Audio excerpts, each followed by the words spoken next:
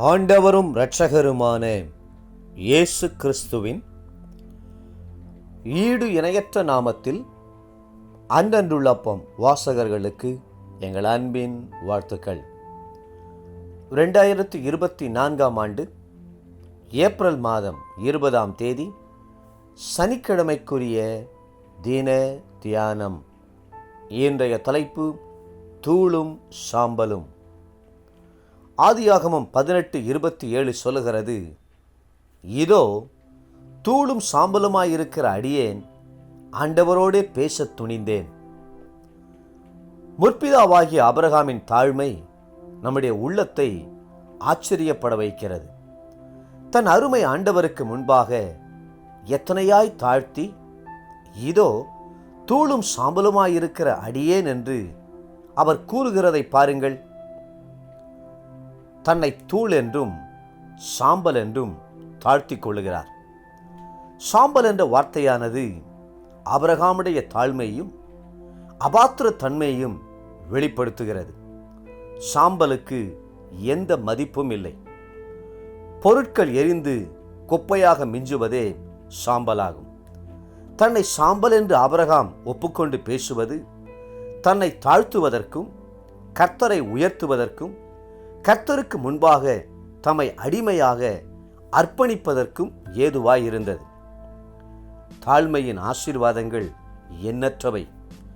தன்னைத்தான் தாழ்த்துகிறவன் உயர்த்தப்படுவான் என்று வேதம் சொல்கிறது. நீங்கள் உயர வேண்டாமா? நீங்கள் மேன்மையான இடங்களை சுதந்திரித்து கொள்ளவே வேண்டாமா? அப்படியானால் கர்த்தருக்கு முன்பாக மிகவும் மனத்தாழ்மையோடு நடந்து கொள்ளுங்கள். ஒருபோதும் பெருமைக்கு இடம் கொடுத்து விடாதேயுங்கள். அப்போஸ்தலனாகிய பவுல் பரிசுத்தவான்தான். அவருடைய நிருபங்கள் எல்லாம் ஆசீர்வாதமான யோசனையுடையவர்கள். ஆனால் அவர் தன்னை தாழ்த்தி பாவிகளில் பிரதான பாவி நான் என்று சொன்னார். 1 தீமோத்தேயு 1:15. அவர் தன்னைத்தானே தாழ்த்தியது மாத்திரமல்ல, விசுவாசிகளும் தேவனுக்கு முன்பாக தாழ்மையோடு இருக்க வேண்டும் என்பதையும் வலியுறுத்துகிறார்.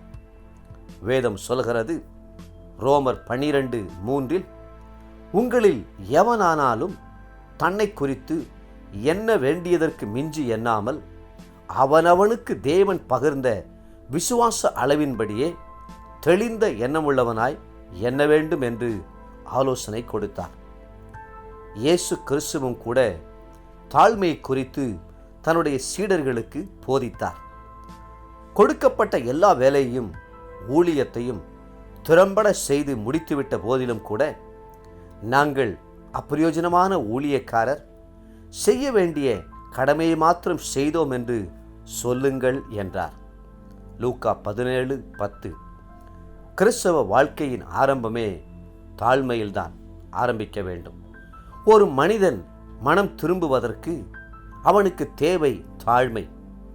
தாழ்மை இருந்தால்தான் அவன் தன்னை பாவி என்று ஒப்புக்கொள்ள முடியும். தாழ்மை இருந்தால்தான் தன் பாவங்களுக்காக மனம் கசந்து அழுது சிலுவையை நோக்கி பார்த்து இரக்கத்திற்காக மன்றாட முடியும். நான் என்னை அருவருத்து தூளிலும் சாம்பலிலும் இருந்து மனஸ்தாபப்படுகிறேன் என்று யோபு கதறுவதை பாருங்கள். சாம்பலில் உட்கார்ந்து தன் சரீரத்தை அடக்கி ஒடுக்கி தன் மன வருத்தத்தை கர்த்தருக்கு தெரியப்படுத்தினார். ஆனால் கர்த்தர் யோபுவின் சிறையிருப்பை தீர்த்து இழந்து போன எல்லாவற்றையும் இரட்டத்தனையாய் கொடுத்து ஆசீர்வதித்தார். தேவப்பிள்ளைகளே, தாழ்மையை கற்றுக்கொள்ளுங்கள். இன்றைய நினைவிற்கு 138 சங்கீதம் 6ஆம் வசனம். கர்த்தர் உயர்ந்தவராயிருந்தும் தாழ்மையுள்ளவனை நோக்கி பார்க்கிறார், மேட்டிமையானவனையோ தூரத்திலிருந்து அறிகிறார். இன்றைய வேத வாசிப்பு காலை 2 சாமுவேல் 9, 10 மற்றும் 11ஆம் அதிகாரங்கள். மாலை லூக்கா 15ஆம் அதிகாரம் 1 32ஆம் வசனம் முடியே. அன்புக்குரிய அன்றன்றுள்ளப்பம் வாசகர்களே, மீண்டும் உங்களை வாழ்த்துகிறோம். கர்த்தருக்கு முன்பாக தாழ்மைப்படுங்கள். கர்த்ததாமே உங்களை உயர்த்தி ஆசீர்வதித்து மென்மேலும் உயர்த்துவாராக. ஆமென்.